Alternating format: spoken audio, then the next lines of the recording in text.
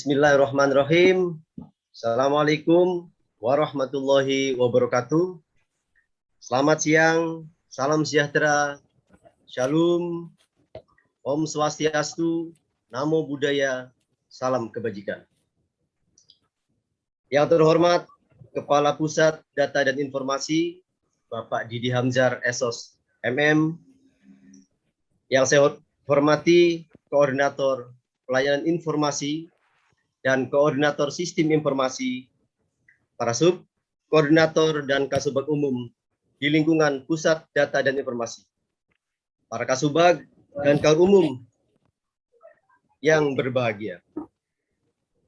Pertama-tama, marilah kita panjatkan puji syukur kehadirat Allah Subhanahu wa Ta'ala, Tuhan yang Maha Esa, karena telah memberikan nikmat yang banyak, utamanya nikmat kesehatan dan keselamatan, sehingga kita dapat bersua melalui daring di acara ini.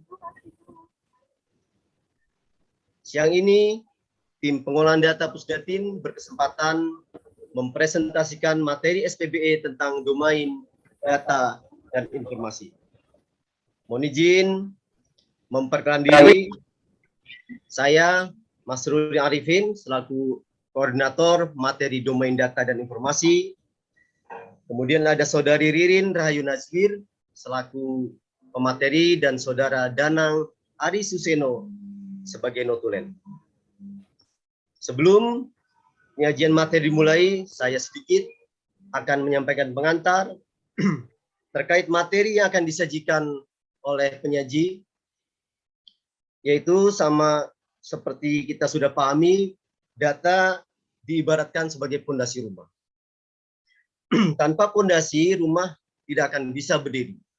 Tidak akan kelihatan bentuknya. Kita tidak akan bisa bicara model pintu, model ruangan, apalagi atap. Karena apa? Karena data yang diolah akan menjadi sebuah informasi, selanjutnya menjadi sebuah perencanaan, dan pada endingnya menjadi sebuah strategi. Bapak Ibu hadirin yang berbahagia, sebelum dimulai saya sampaikan ketentuan acara sebagai berikut. Pemateri akan dikasih kesempatan untuk memaparkan materinya. Selama materi berlangsung, dipersilahkan kepada Bapak Ibu hadirin sekalian untuk menyampaikan pertanyaan melalui chat box. Boleh juga menyampaikan komentar, saran, masukan maupun pendapatnya.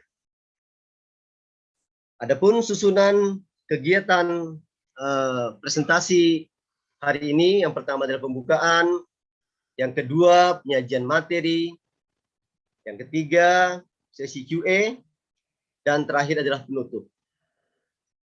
Bapak Ibu hadirin sekalian, acara yang pertama adalah pembukaan. Mari kita mengucapkan basmalah. Semoga diberikan kelancaran selama proses ini berjalan. Bismillahirrahmanirrahim. Sebelum mengawali acara, izinkan kami membacakan sebuah pantun. Naik bendi ke Teluk Naga, janganlah lupa membeli kuaci. Izinkan kami, tim pengolahan data, menyampaikan materi domain data dan informasi.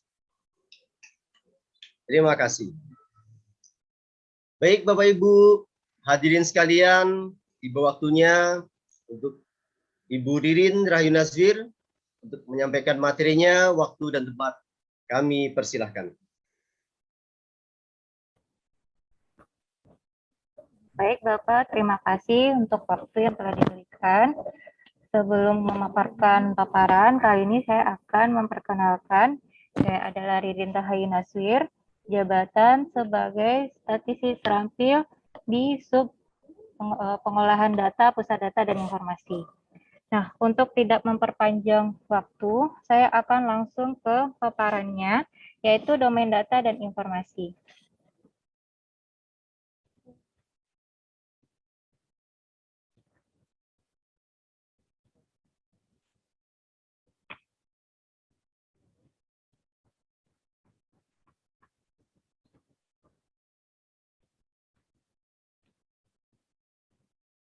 Nah, baik, langsung. Nah, di domain data dan informasi itu ada dasar hukumnya, karena kita memiliki dua dasar hukum. Yang pertama itu dasar hukum SPBE, di mana itu Perpres nomor 95 tahun 2018. Itu SPBE itu untuk mendukung pelaksanaan tata kelola dalam satu data Indonesia dengan pemberian dukungan teknologi informasi dan komunikasi, baik melalui pengembangan atau pengembangan aplikasi maupun infrastruktur TIK berbagai pakai yang dibutuhkan. Nah, selanjutnya yaitu Perpres 1 Data Indonesia, yaitu nomor 39 tahun 2019, di mana ini kebijakan tata kelola pemerintah untuk menghasilkan data yang akurat, mutakhir, terpadu, dan dapat dipertanggungjawabkan, serta mudah diakses bagi pemakainya antar instansi pusat dan pemerintah daerah. Dan melalui pemenuhan standar data, metadata, interoperabilitas data, dengan menggunakan kode referensi dan data induk. Nah, dari tadi itu apa aja sih itu standar datanya? Nah, standar datanya ini adalah data yang mendasari data tertentu yang meliputi konsep, definisi, cakupan klasifikasi, ukuran satuan, dan asumsi. Dan untuk metadata sendiri, yaitu informasi yang terstruktur, menemukan atau setidaknya menjadikan suatu informasi yang mudah untuk digunakan atau dikelola kembali. Misalnya metadata itu ada informasi, dari dalam informasi itu ada lagi informasinya. Jadi menjadi satu kesatuan. Nah, untuk interoperabilitas data yaitu kemampuan sistem elektronik dengan karakter yang berbeda untuk dibagi pakai data secara terintegrasi. Dan lalu kode referensi yaitu sekupan digit yang terdiri dari huruf dan angka yang terbentuk sebuah kode unik. Jadi angka-angka dan huruf itu digabungkan menjadi kode yang unik, maka inilah kode referensi. Dan data induk yaitu data yang merepresentasikan objek dalam proses bisnis pemerintahan yang ditetapkan sesuai dengan ketentuan dalam Perpres untuk digunakan bersama. Nah, selanjutnya ini adalah diagram relasi lingkup kegiatan SPBE dengan satu data Indonesia, di mana untuk ruang lingkup SPBE tersendiri terdapat 9 kategori, dan sedangkan untuk ruangan lingkup satu data Indonesia memiliki 3 kategori. Nah, di sini kita gabungkan menjadi sebagai sinergi program yang bersinergi. Jadi satu sama lain berkesinambungan. Lalu, nah ini dia. Referensi arsitek data dan informasi. Apa itu kita harus paham dulu nih. RAD-nya apa? Yaitu memberikan kemudahan dalam menentukan metode berbagi pakai data dengan menggunakan standar yang sama dalam penyelenggaraan pemerintah. Sehingga itu menghindari terjadinya duplikasi atau redundasi data dengan dapat terwujudnya layanan pemerintah yang terintegrasi.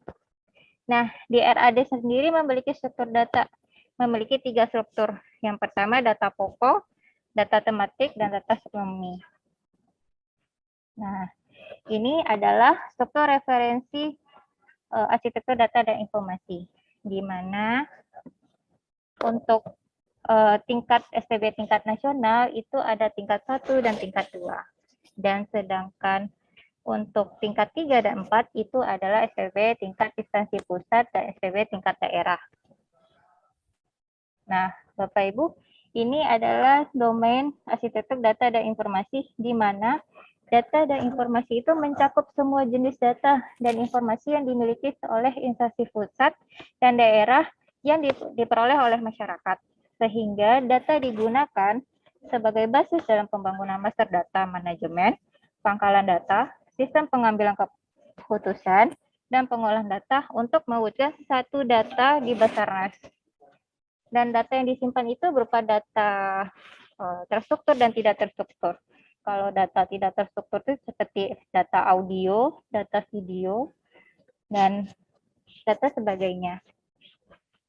Dan arsitektur data dan informasi itu merupakan suatu rencana kebutuhan informasi yang di dalam suatu organisasi. Nah, lanjut Bapak Ibu, ini adalah diagram RAD di Basarnas. Nah, di Basarnas sendiri memiliki 3 diagram, yang pertama material dan pendukung, di mana diagram ini disupport oleh masing-masing unit kerja. Yang dari untuk diagram utama disupport oleh operasi dan pencarian pertolongan, kesiapsiagaan, bina tenaga, potensi, sarana prasarana, dan sistem komunikasi. Dan untuk material itu disupport dari satu unit kerja material, dari perencanaan, biro umum, hukum, dan kepegawaian. Nah, untuk pendukung itu disupport dari Inspektorat Pusdatin dan Balai Diklat. Nah, ini adalah arsitektur integrasi, di mana arsitektur integrasi di Basarnas sendiri memiliki 2 kategori. Yang pertama itu adalah arsitektur data interoperabilitas, yang kedua arsitektur data warehouse. Nah, untuk arsitektur data interoperabilitas itu adalah kemampuan dari 2 atau lebih sistem atau komponen untuk berbagi pakai data informasi. Nah, misalnya contoh ini itu kita bisa ambil dalam kehidupan sehari-hari. Misal kita itu memiliki Twitter, Instagram, Facebook. Nah, contohnya misal seperti ini. Kita bikin status di Instagram. Lalu kita poin tuh pengaturan di Instagram, kita bisa berbagi status dengan Facebook dan Twitter, sehingga status yang kita update di Instagram akan terupdate juga dengan statusnya di Facebook dan Twitter. Nah, seperti itulah kira-kira contoh untuk interoperabilitasnya. Nah, lanjut. Nah, untuk karena kita ada kekurangan dan kelebihan, maksudnya di sini kalau misalnya tidak kita menggunakan nih interoperabilitasnya, maka tiap instansi pemerintah itu akan ada aplikasi yang sama. Nah, terus banyak aplikasi yang dibangun sehingga targetnya tidak memperhatikan kualitas dan manfaatnya. Lalu pengelolaan aplikasi pemerintah tidak termanfaatkan dengan optimal. Nah, sehingga terjadi duplikasi penggunaan data yang tidak terjamin dengan kebenarannya alias tidak valid datanya karena double data. Lalu penggunaan anggaran yang sia-sia dan membanggakan kebutuhan operasional. Nah, Bapak Ibu, nah ini adalah dampak positif untuk interoperabilitasnya, di mana kita itu dapat memanfaatkan fungsi layanan aplikasi yang sudah tersedia. Lalu aplikasi yang dimanfaatkan fungsinya untuk aplikasi lainnya dengan cara berbagi pakai fungsi dan data. Lalu mengurangi waktu dan biaya dalam memberikan pelayanan, mempermudah koordinasi antara lembaga, mengurangi tumpang tindih layanan antar sistem, memberikan layanan terintegrasi kepada masyarakat, dan memfasilitasi pengambilan keputusan yang tepat sasaran, sehingga meningkatkan kinerja pegawai pemerintah dan meningkatkan kepuasan masyarakat terhadap pemerintah. Nah, ini tahap kedua, yaitu arsitektur integrasi data warehouse. Data warehouse atau gudangnya data, di mana salah satu jenis sistem manajemen data, di dalamnya ada berbagai data jumlah yang sangat besar, dengan sumber data yang bermacam-macam di dalamnya. Nah, untuk di Basarnas sendiri, Bapak Ibu, itu datanya ada 14 kategori data. Nah, data inilah yang kita kumpulkan. Ada data wilayah kerja, data perencanaan, data musibah besar, data keuangan. Nah, ini itu contohnya seperti portal SSO-nya Basarnas. Di sana itu lengkap. Ada data-data musibah, ada potensi SAR, ada data Imonef, ada data kepegawaian Simpek, ada data kerjasama. Nah, itu dan portal SSO itulah itu data warehouse-nya Basarnas. Gitu. Dan selanjutnya yaitu ada taksonomi referensi arsitektur data dan informasi, di mana ini adalah data yang dikumpulkan berdasarkan domain yang telah ditetapkan. Nah, ini itu data yang kita susun dulu nih, kita klasifikasikan datanya seperti apa aja. Data yang sudah kita kumpul tadi, kita klasifikasikan nih data-datanya seperti apa. Nah, ini adalah data taksonomi referensi atau data dan informasi. Misal dari unit kerja operasi pencarian pertolongan, itu kita kasih kode dengan 0 BSN 01, di mana data operasi ini ada data operasi SAR, data survei kepuasan masyarakat, pelayanan operasi. Nah, itu data operasi SAR kita beri kode dengan 0101. Dan untuk data SKM pelayanan operasi kita beri kode dengan 01.02. Nah, itulah taksonomi referensinya. Pemberian kode domain-domainnya apa saja.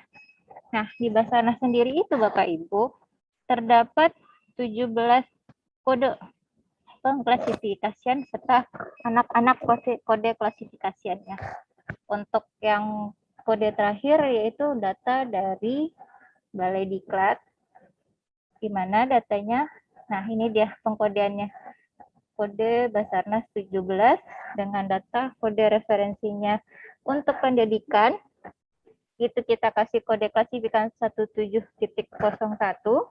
Nah, anak dari kode pengklasifikasian pendidikan itu terdiri dari latihan dasar SAR, medical responden, itu kita kasih kodenya 01.01 dan 01.02. Seperti itulah kira-kira untuk taksonomi referensi arsitektur data dan informasi. Nah, selanjutnya bisa dilanjutkan kepada Mas Suri. Sampai sekian presentasi saya. Apabila ada kata yang tidak berkenan, mohon dimaafkan. Baik, Assalamualaikum warahmatullahi wabarakatuh. Waalaikumsalam warahmatullahi wabarakatuh. Terima kasih Ibu Ririn atas paparannya tadi, menarik sekali terkait data. Memang data menjadi based on atas semua yang menjadi kebijakan pemerintah, maka wajar kalau di dalam hal kaitannya mengurus data kita harus serius. Bapak Ibu peserta daring yang berbahagia, dari yang disampaikan oleh Ibu Ririn tadi bisa diambil kesimpulan bahwa proses data dan informasi di lingkungan Basarnas memiliki dua arsitektur integrasi data yang mendukung proses bisnis dari SPBE di Basarnas, yaitu yang pertama arsitektur integrasi interoperabilitas, dan yang kedua adalah arsitektur data warehouse. Bapak Ibu sekalian, terkait sesi berikutnya yang sudah saya sampaikan di awal tadi, bahwa setelah pemateri menyampaikan materinya, berikut adalah terkait dengan Q&A. Di data yang saya pegang sudah ada pertanyaan yang diterima melalui chat box, yaitu dari Ibu Yusnawati dari Jambi, terkait dari aplikasi-aplikasi yang sudah dibangun di Basarnas. Kepada Ibu Ririn, dipersilahkan untuk merespon apa yang dipertanyakan. Silakan Bu Ririn. Baik, terima kasih Bapak untuk kesempatannya. Baik, ini ada pertanyaan dari Ibu Yusnawati dari Jambi. Nah, ini apakah ada solusi agar pengembangan aplikasi pemerintah pusat atau instansi pembina seperti contohnya Simper Basarnas, apa sudah terintegrasi dengan Simper di BKN? Nah, baik Ibu, terima kasih untuk pertanyaannya. Namun, saya tidak bisa menjawab pertanyaan ini karena untuk apakah sudah terintegrasi dengan BKN itu di bagiannya domain aplikasi. Nah, karena saya sebagai pemapar itu di bagian tim domain data dan informasi, karena domain data informasi sebagai pengepul datanya dari mana aja nih datanya, apakah datanya dari luar lembaga kah, apa datanya dari Basarnas sendiri, itu kita kumpul. Tapi kalau sudah terintegrasikah atau bagaimanakah, itu kan bagiannya bagian aplikasi. Aplikasi Basarnas, apakah sudah nyambung nggak nih dengan aplikasinya dengan BKN? Nah, itu nanti dipaparkan setelah saya langsung dengan timnya domain aplikasi gitu, Ibu Isnawati.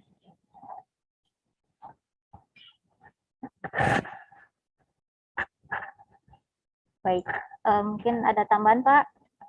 Baik, terima kasih Bu Ririn. Tepat sekali jawabannya. Kepada Ibu Yusnawati, senior izin dari Jambi. Memang betul nanti di sesi berikutnya dari teman-teman domain aplikasi akan menyampaikan terkait aplikasi yang sudah dibangun di Basarnas, apakah sudah terintegrasi apa belum dengan BKN.